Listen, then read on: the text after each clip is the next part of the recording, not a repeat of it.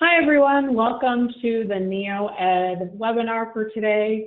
We are going to give people just another minute to get started, and we'll jump into our presentation. So hold on just one more minute, and we'll get started.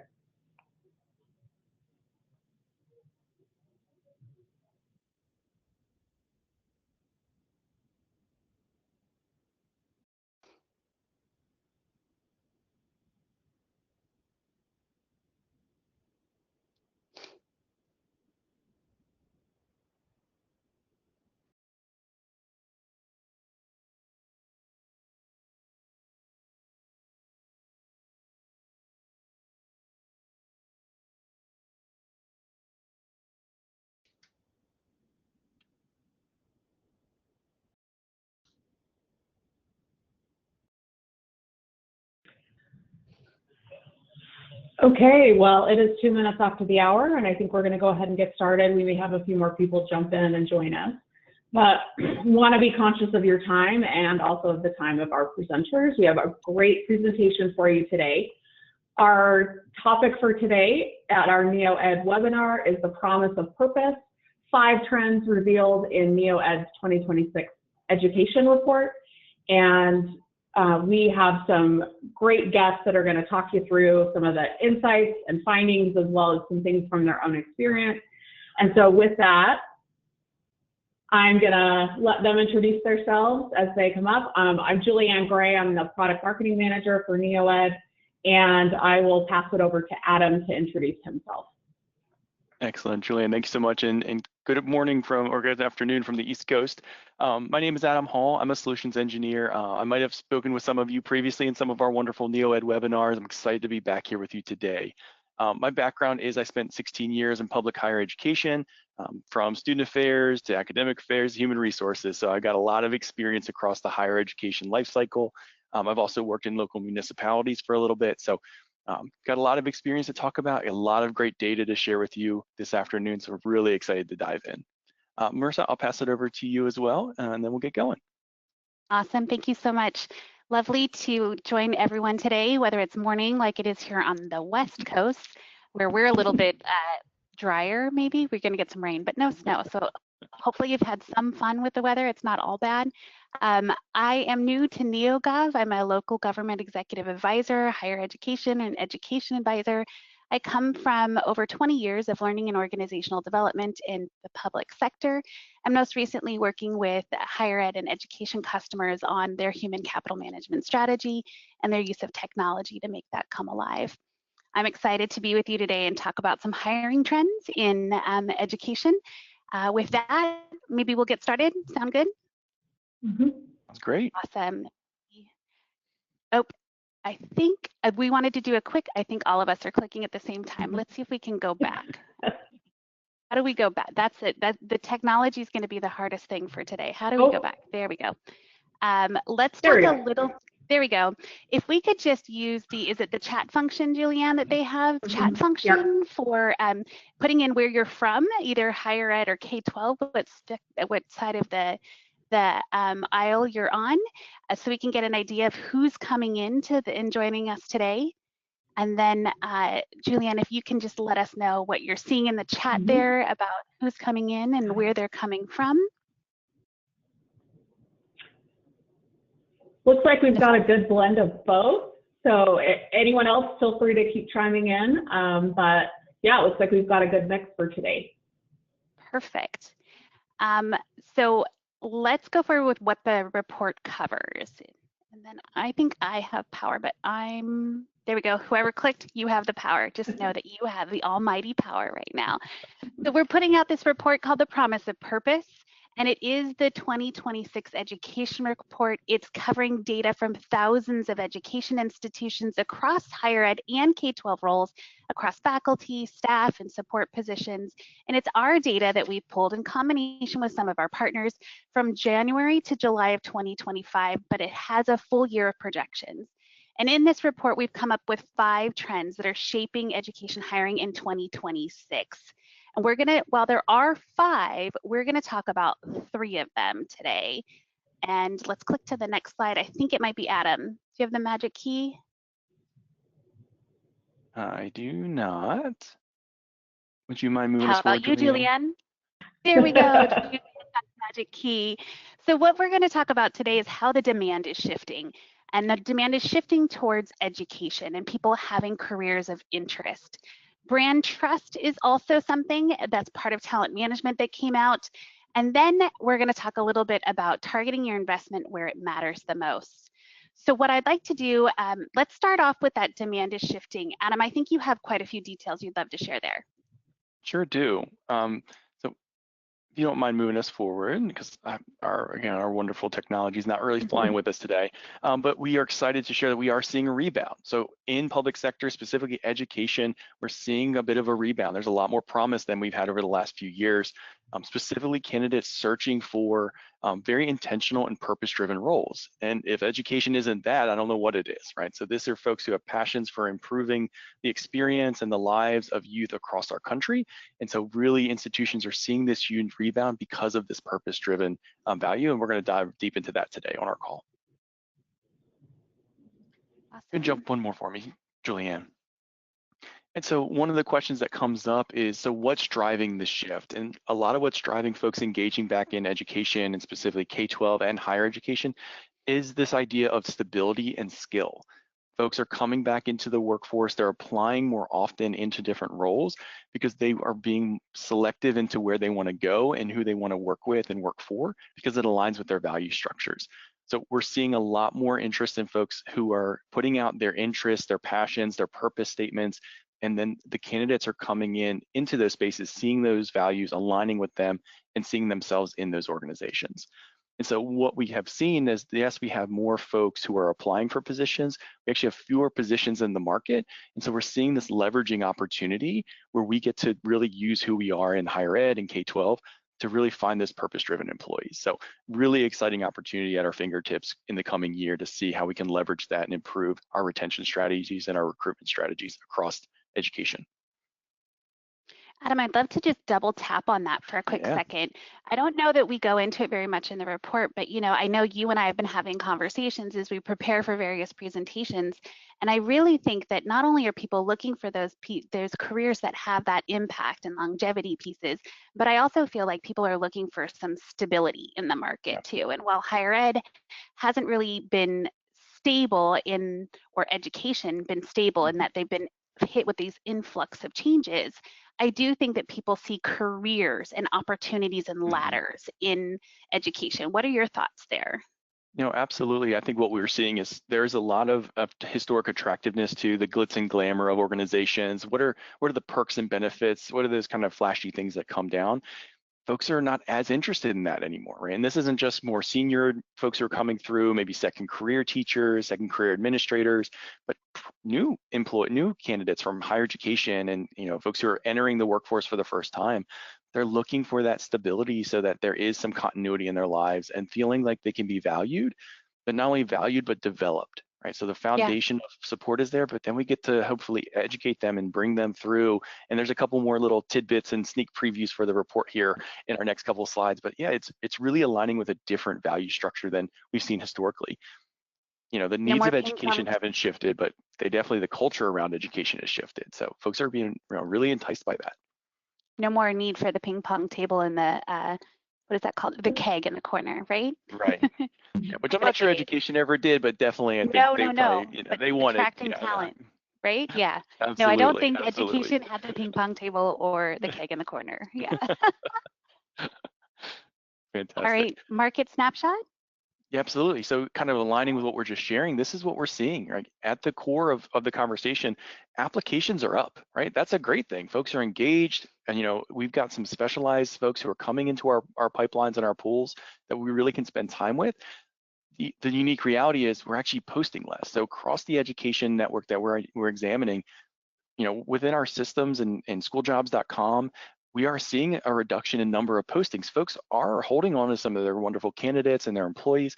And so where we can leverage this is we change our process, we enhance our process so that we can streamline, get the best qualified candidates in, and really engage with folks to avoid the ghosting, the lack of engagement, all of those elements that come with increased application pools and decreased positions. So again, supply demand conversation 101, this is a positive thing for employees. Is we are seeing the engagement we've been looking for 5+ years, it's really coming back to pre-pandemic levels of engagement. So really exciting opportunity.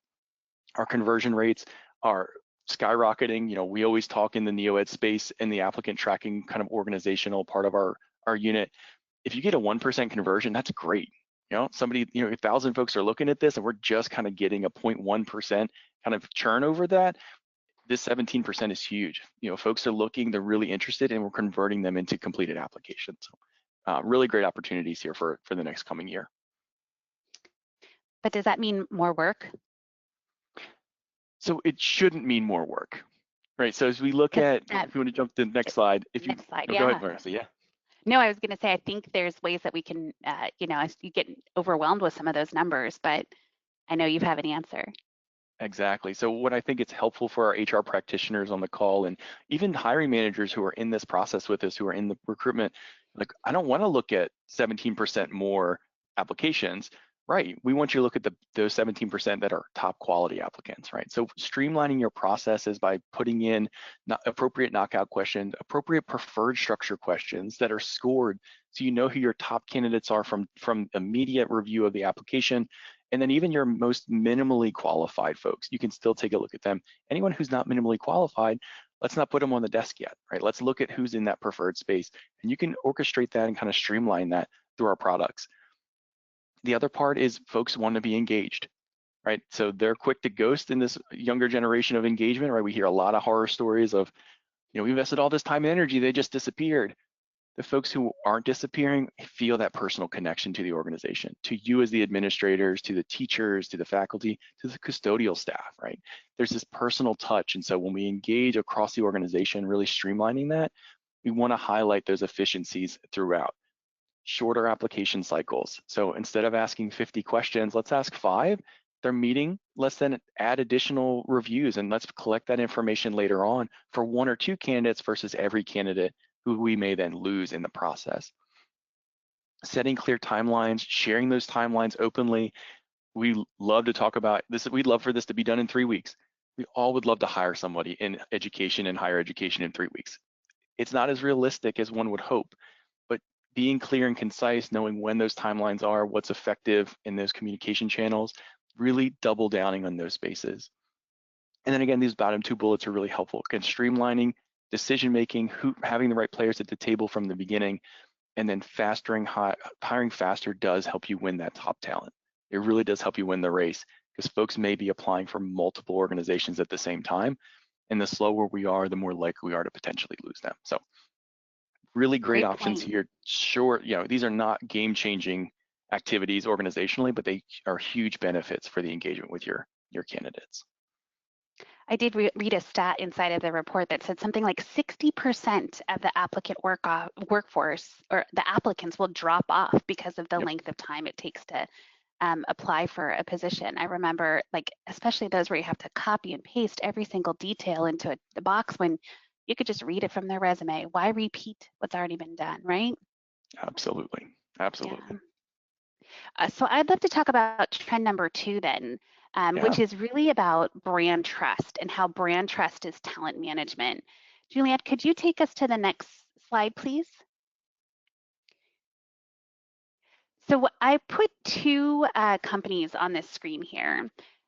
One is Amazon and one is Enron. Hopefully everyone participating in the webinar today is familiar with these 2 companies. I know Enron's taken us back a little bit, but if you think about Amazon, I know there's some words on here that give you a clue, and you think about Enron, what comes up for you?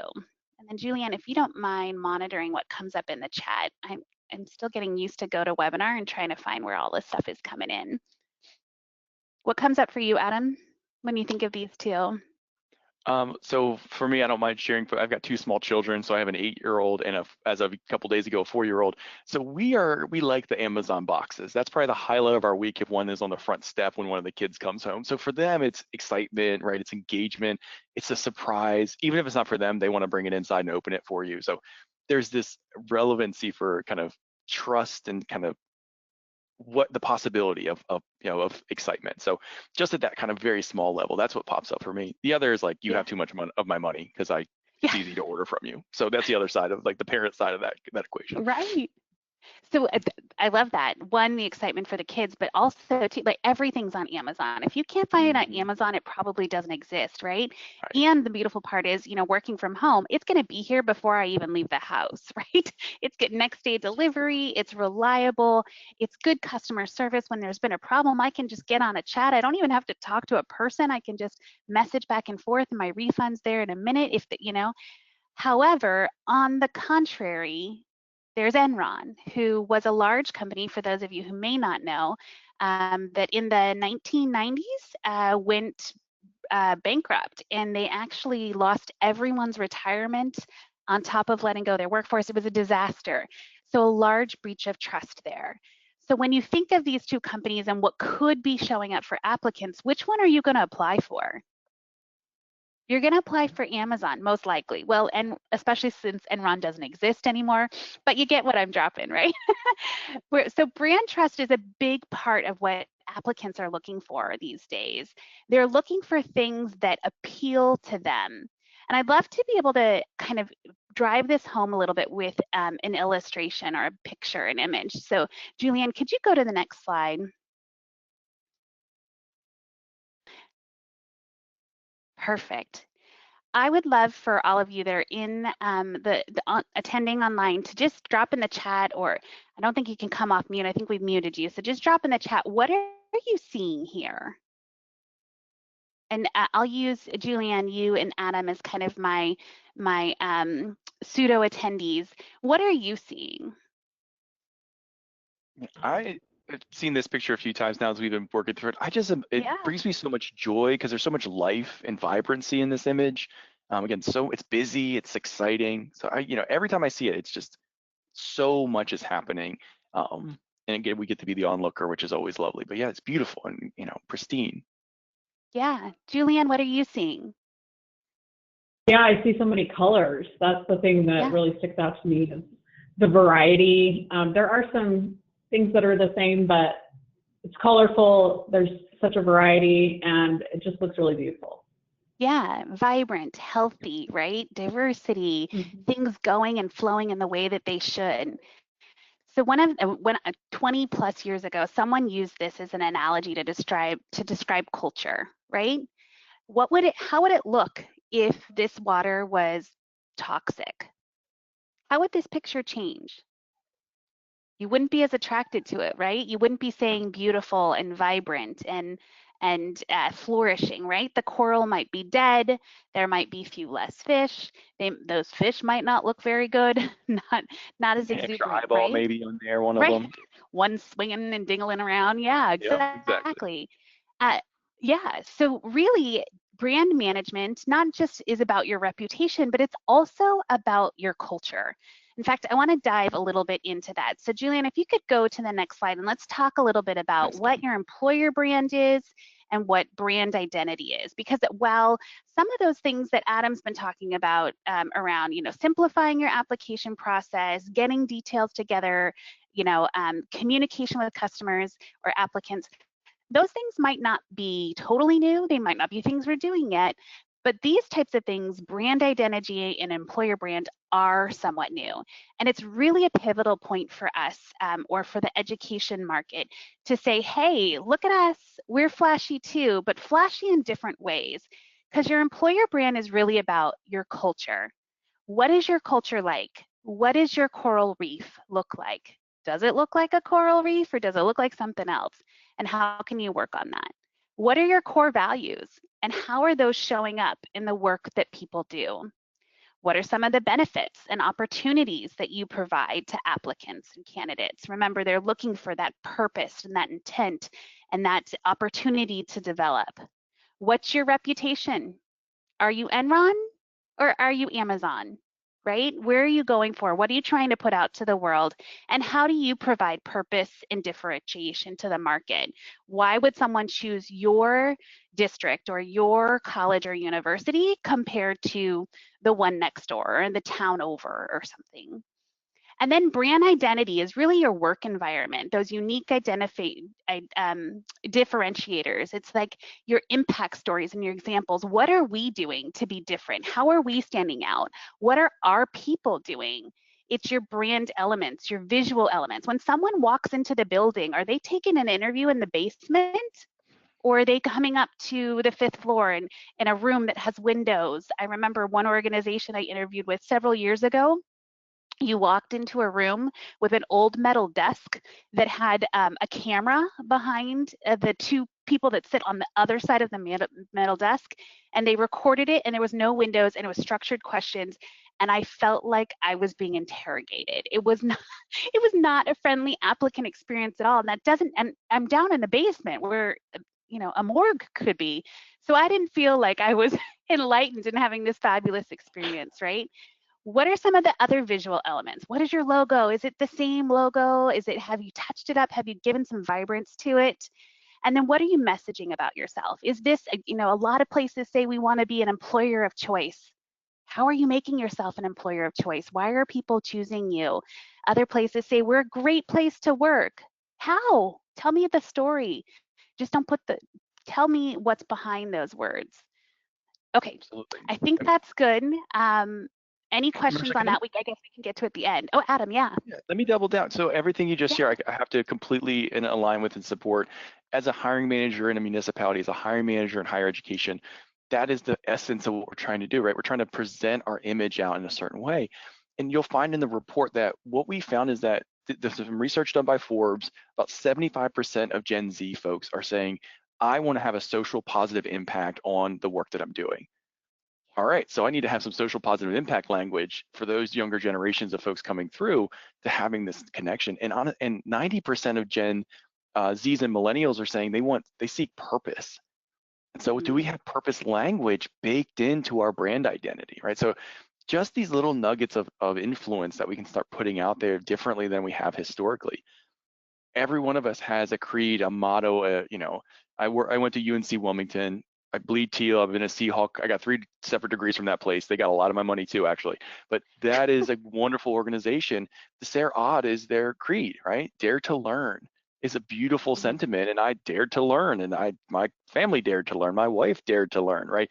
So when I think about those elements of purpose and what I'm daring myself to do and challenging myself to do as a learner or an employee, really a lot of nuance there can emerge from some of this brand identity just by getting to those stories, exactly what Mercer just shared. What is it? Let's get to the what. We have our why, so now we have to get to the what, right? So it's just a beautiful sentiment, and I would be remiss to not share, like, it's not just us talking kind of fluffy about this. There's real practical success here that we want you all to be able to implement at your institutions and your districts as quickly as possible. Yeah. So, gosh, Dare to Learn reminds me of Brené Brown, right? With Dare to Lead. I was just watching a webinar and reading a report from McLean & Company about the top HR trends for 2026. And it said leadership development was one of the key trends for 2026, and in really investing in your leadership pipeline and ensuring your people leaders, because they are so integral to an employee's success and the success of an organization, are truly prepared to lead people, not just manage work, right? Because it's a different thing when you're being managed versus when you feel like you're following someone because they're a leader. So I love that. And then learning culture, Dare to Learn brings up a learning culture. Ask yourself, actually this goes to the next part, Julianne, if you'll go to my next slide on how to appeal, what is it that you're doing? Are you a culture of compliance where all you're doing is ensuring that you're meeting audit purposes and tracking compliant training that's mandated, or are you helping your employees to learn and develop? Are you presenting them with opportunities for where this position is a pathway to other opportunities? I mean, think about it. In education, where else could you be things like a security officer, an administrative person, a researcher, in schools, you could, be working in arts or sciences, and not all these places have that kind of diversity. Not a lot of private sector entities have more than you code, your finance, and your sales or something, right? But think about things about how does your candidate feel about your organization? What is your reputation? Why do they want to work with you? And then lead those job postings with that mission, with that impact, and maybe even these things called realistic job previews. I saw one recently that said, here's what a good day looks like in this role. And you know what? Here's what a not so great day looks like too. So people could really get an idea, especially those that are new to the industry or new to the market, new to the job world, about what they might be facing. Because a lot of people, they said something like 60% of people decide, not necessarily leave, but decide if they're going to leave within 90 days of employment. That's a lot of people. We used to call them road warriors, those that stay, retired on active duty, right? So Wow. you don't want the road warriors, you want the actual warriors to be a part of that. So look at your appeal. I want to show you a few examples of that. So Julianne, if you'll go to the next slide. I know this isn't education specific, but I just didn't find one in the couple days I had to prepare because I just joined the organization. But one of my former employers, San Mateo County, does work with us Wednesdays. And what they do is they highlight staff within the organization and they say, here's this person's role and here's what this person brings to the county and to public service. And they do things like they put keywords in there that appeal to audiences today.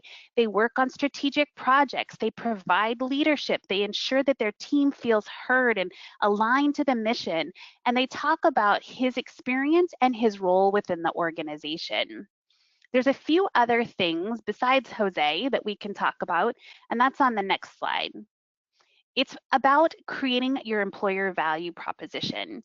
And there's certain things beyond who you are, what you do, what your colors are, what your culture is, what you stand for, but it's also emphasizing your career, what you offer by career stage. So those in early careers, maybe it's their skills that they can add to their resume. It's developing new skills. Maybe it's connection to the mission or mentorship and gaining experience. And at that mid-career, I know when I first had my children, flexibility and autonomy, even things like lactation stations. I remember being, full disclosure, in public meetings, presenting to people and needing to like run off because I was a nursing mom and needed to, but at that time I had a nurse in a bathroom next to someone else. It wasn't the best thing. So what am I offering my working mothers? What about family and stability? And is there childcare nearby? Do you have partnerships with that? What about balance, time off to be with family, sick leave, things like that? I know our retirements are kind of diminishing, but you do offer some. So, elevate that as well. And then in late career, impact and purpose, although that kind of threads across all of them, but really about their purpose and their impact, their legacy that they're going to leave, knowledge transfer and mentoring of other new minds that are coming into the workforce and how they can make an impact. Absolutely. So I think that really leads to the next one, Adam, which I think you're going to talk about, okay, we have all this, now what do we do with it? Absolutely. And I think not only what do we do with it, and I think that last slide transitions beautifully because what we're going to talk through in the next few kind of conversation elements is relevant to all three of those pieces. Are you a new career? Are you mid-career? Are you late career? And then how do you impact the importance of targeting the most important elements of the workforce? So a couple of things that we know from the report, excuse me, apologies, is that though we're seeing an increased uptick in applications and high quality candidates, we're seeing a decrease in the critical support roles. So paraprofessionals, so teachers, aid, custodial staff, transportation engineers, bus drivers, yes, for K-12, but also for higher education, we're having a more difficult time filling those hard to fill roles, which historically may have been a more senior or kind of technical role. There's some other kind of tidbits where we are seeing some successes with some other the trends in some of those more technical spaces, but the downfall of the conversation that we can then kind of capitalize on our energy here is really shifting how we're thinking about engaging with these different types of positions and candidate pools. So just a quick overview here, we are seeing the bottom quartile. So the bottom 25% of job engagements has declined by 3% year over year, right? We want all of these to always be in the positive so we can engage with our folks, but we are seeing less engagement in that space. Some of it are folks are staying, and some of it is that folks are just not engaging with these entry level and lower paying positions. And so we have seen a decline in those applications by 17% since 2019. Again, when we see the bottom is really staying very close to the bottom, where we have seen some engagement at the higher quartiles, it's not uncommon to see that in terms of what folks are really looking at. They're seeing opportunities as they move forward. Now, if we jump to the next slide, what we'll then be able to talk through is that why this is a problem. Oh, Marissa, please. One quick point on that, the bottom quartile. I think that makes complete sense, right? Because some of these positions are those that can be, as we look at so many people, buzzwords, innovation and automation, and I don't call it artificial intelligence. Arizona State University, Michael Latsko told me ASU calls it amplified intelligence. And ever since then, I was like, yes, that's it. Amplified intelligence. As we talk about AI's infusion into our workplace, I think that, and if this is not statistically proven, but that lower application there could be aligned with how do we, obviously not the bus driver, but automate some of these jobs or put some of these jobs that are more rudimentary in their function into ways that can be either shared or automated or, used in other ways that could allow us to really work on the work that requires the human behind it. Absolutely. Like the bus driver. Exactly, and I think to your point, Marissa, where we can expedite and enhance, right, those spaces, and Julianne, feel free to jump to the next slide for me. We also have the reality where we forget to share the impact of these really critical roles. So where you can't automate and centralize in that way, these essential roles are at creating negative impacts when not filled by creating stress on the systems of, and again, I'm preaching to the choir here. Folks are like, yeah, I got it. I'm aware of this in my district. But we understand that we've actually seen an increase in engagement with teacher retention over the last year. We've seen folks who are generally happier in education. Folks have, again, just statistically, we're seeing an uptick. But where we're still seeing that differentiator, where there's concern that we need to be navigating, is when we can't fill the paraprofessional teacher's aide, then puts additional pressure on the educator, or we don't have custodial staff, it's putting additional pressures on the administrative team.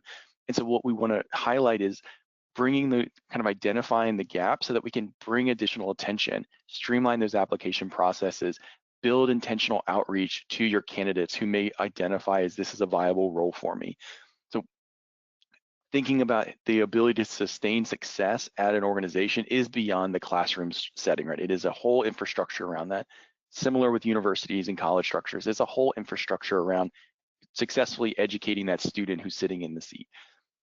What we're seeing, because those numbers are lower, we encourage folks to shift their perspective based on what Marissa and I have shared previously of aligning those practices with purpose, values, and bringing forward the development program, right? So if you want to bring someone in as a custodial one individual, but there may be space for growth or different leadership or team structures, building their capacity both as a skilled worker, but also as a team member, right? So leadership development, who's going to run your custodial staff in 5 years when that retirement shows up, right? So you're building the pipelines now and showing that there's progress for success in the future, and really helping streamline that, because we know that the gap is risky. It's creating undervalued positions, and we need to continue to highlight that and bring that forward. So Melissa, anything else on this one as I jump us into the next space?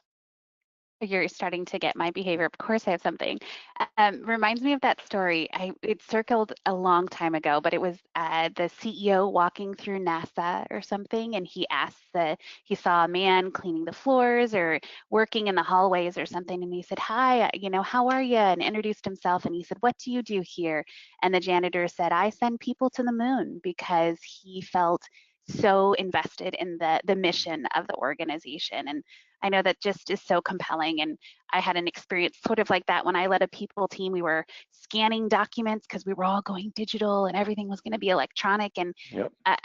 First time I was leading people, and one of my team members said to me, they would scan stacks and stacks and stacks of paper. And he said to me, what happens after this paper gets scanned? And I thought, oh my gosh, I have not connected them to the moon. I need to go show them how their work makes an impact and how it is so vital that they get those scanning and taxonomy purposes correct, because it's so key down the road. So Exactly. showing them Right. that connection. Mm-hmm. Absolutely. And I think to your point from earlier, that's the leadership conversation, right? That's aligning our mission, vision, and values with the very basic rudimentary or intentional kind of day-to-day operations of our work. Because we often forget that. I love that story. I appreciate you sharing that. Of course. So head to the next one, because I think it reinforces this story that Marissa just shared with us. And it really is about aligning the structures, right? So aligning these in importance, because there is no, in my mind, as somebody who has an 8-year-old who travels on the bus every day, there's no more important person in the world to me than the Miss Sherry, who's our bus driver, right? Period. I want to make sure that, and the school is 1 mile away. So it's not like she's on a large, long trail with us, but that's the most important hour of my day, knowing that the bus has left school and it's coming home with the most precious cargo I have in my life. That's an important reality to navigate, right? It's a thankless job. The kids sometimes can be rough, I can imagine, but any job where folks don't feel that value kind of proposition is where we can realign and bring those stories in, like Jose, that Marissa shared, right? We're going to highlight and kind of amplify the voices of those who may not historically been so, because then I have a space where I may see someone or connect with someone I might have not otherwise as a candidate. So again, emphasizing how the impact of those roles works, really targeting your recruitment. Historically, where have you found success recruiting from different pools in different communities, right? Are you going to the high school fair to recruit entry-level positions? Are you going to a university to recruit entry-level positions? Those may not be the right spaces for that.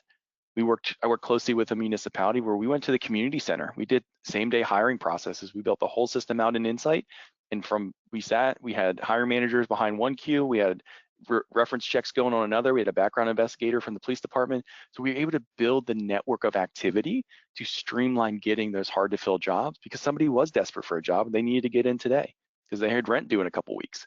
So we were able to kind of navigate the processes and the systems we have in place to target those communities that we really think we can recruit from.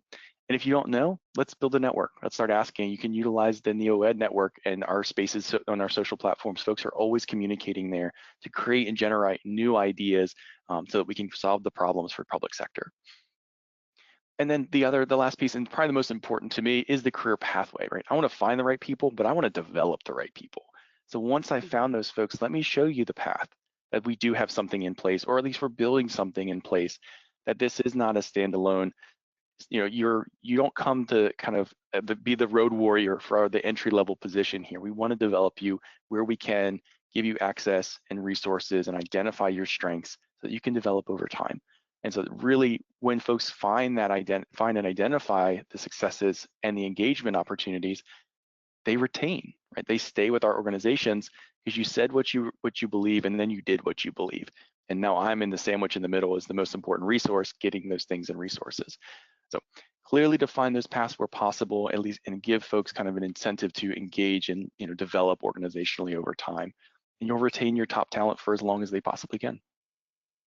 Yeah, I know. I don't think that a lot of K-12 and higher ed are quite here yet, but I know there's a lot of talk in the market about some of the roles that it was in the 2023 report on, sugar. Now I'm global sugar. Now I'm going to forget the name of the report. Anyway, the report said something really shocking to me. In 2023, 40% of the skills that we use today would be obsolete by 2025. That was last year. So a lot of the skills that the workforce are going to need for tomorrow are being invented today. So having those defined career paths may become increasingly difficult. But what will be easy to identify is we need help in knowing these skills and having the skills available for people to learn and to grow. Think about teachers with COVID and having to switch all the way over to an electronic way of presenting, and Google Meets and Google Classroom and Google Docs and Google Slides, or whatever suite you used, and going to an entirely electronic solution versus Scantrons, which they used to use it. That was my electronic version when I was in school, right? you all had to do all of this adaptation really quickly, and our workforce is going to have to do a lot of the same things. So identifying the skills and allowing them to train up for those skills so that they're ready for those positions when those positions are invented or created too is going to be really key. Absolutely. So with that, I think we're going to sum up what we've shared on the last 2 slides. It's really about what that means for higher K-12 and higher ed. There's different mixes. If you could go to the next, perfect. Well, there's different roles in the different organizations. There's different recovery ways from roles within, whether your entry-level positions are less sought out, but your higher level positions with impact or medium to higher level are being sought out in greater ways. This is a chance to really define purpose and create a marketing plan really around your roles and your opportunities in your organization, and align your words with your behaviors and your actions and allow people to see that. And then once they see that, they're going to apply, and they're going to want to apply with speed and clarity and purpose and see that in their work, and really focus on what matters. So making sure that you're not screening every single application, but hiring for those things that are most important, using knockout questions or qualifying questions to be able to do that, and having things aligned so that you can respond rapidly and regularly to individuals that are applying for roles. Think of it yourself. If you had put all that time and energy into applying for a role and then you hear nothing, it's just not the best experience. If you say we really value our people, people still start with the applicant. It's still your marketing starts before people become an employee. Absolutely. And then the last piece for us. Oh, go ahead, Adam. Yeah. No, I was just agreeing. Absolutely. I mean, our story starts far before anyone ever engages with us, right? It's our histories and it's our futures. And so the more we can align those things with what we know is coming and know is needed, absolutely. Everything you just shared, I reinforce that. Yeah. So overall, next slide, the 5 ways that we really encourage you to boost hiring is improve that candidate experience, to drive purpose and impact, and to lead with transparency. You know, we expect to screen on these dates. Interviews will take place on these days. Expected hiring date is within this window. Invest where the hiring gaps are the widest, your hardest to fill. Target to the right recruitment sites to network. And then sustain teacher pipelines by building their skills, or even faculty and staff pipelines by building their skills and investing in their development, really making your value proposition not be words on paper, but things that you do within your organization so that you can be those brands that people trust and people want to work for. Anything to add there, Adam? No, I think that's brilliant. I always think about when we talk about sustaining different types of positions, really aligning with what's worked across your organization and what hasn't, right? So in the faculty space, there's a very clear kind of production, development space where you go from assistant to associate to full, right? There's kind of channels that have been established over many, many years. Is there a reason that we're not kind of mirroring that in some of the staff spaces, right? Can I have a custodial 1, 2, and 3 that may take me 3 or 4 years to get to, but it's giving me additional responsibilities, skills, and knowledge. So I like to kind of play in that sandbox a little bit with organizations when we chat, say, why can't we do something like that? What's preventing this success? And really thinking outside the box of historical infrastructure. Yeah, it may be a little bit of work up front, but you're building out pipelines for sustainability. And all of us talk about stewardship, right? Because we're not in our roles forever. We're just excellent stewards of during the time that we're at these institutions or in your districts. And so it's going to go beyond us. And so how do we act as good stewards to build some of this now, knowing exactly to your point earlier, we actually don't know what's going to be built in the next 5 years, right? We need to have that in the back of our brains of we're building the ship in real time. Doesn't mean the foundations aren't there. So really exciting stuff to be on the forefront of this, and just excited about the report as it's come through, and really shared some insights that I hope to apply with a lot of the folks that I get to talk to every day.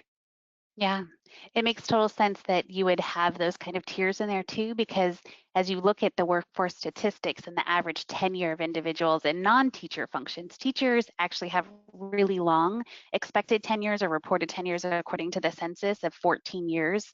But those that are in supporting roles, it's a lot smaller, like 3 years is the average tenure. It could be a lot less in new hires. It could be in tech, it's 2.3 years is the average tenure. And that was just that's based on 2010 data. I don't know what 2020 said. So something for me to look up and see if that's changed further. Absolutely.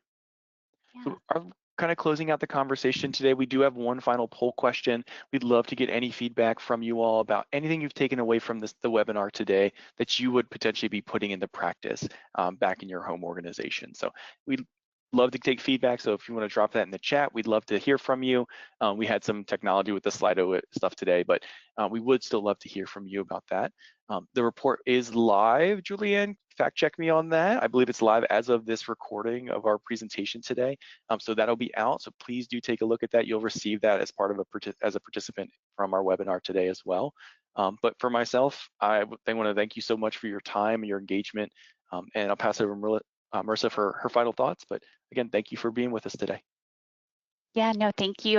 We know that your days are very busy, so we're appreciative of the time that you've given to us. Hopefully you've gotten some great nuggets that can help you as you go forward in your recruiting trend and your recruiting actions for 2026. It's January. It's a great time to set those goals and get them accomplished. Feel free to reach out if you have any questions. Our contact information, I think it'll be provided with the webinar wrap up. Otherwise, feel free to reach out to any of your representatives here at NEOED. Excellent. Fantastic. Yep. Thanks everyone for joining us. Like they said, we'll be sending out a copy of the report and a recording. So if there's people, you learned something from this webinar and want to share it with your team, you will have the resources to be able to do that. And as they said, feel free to reach out to any of us.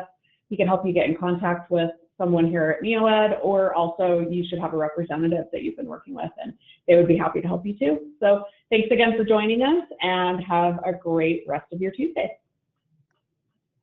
Excellent. Thanks everyone.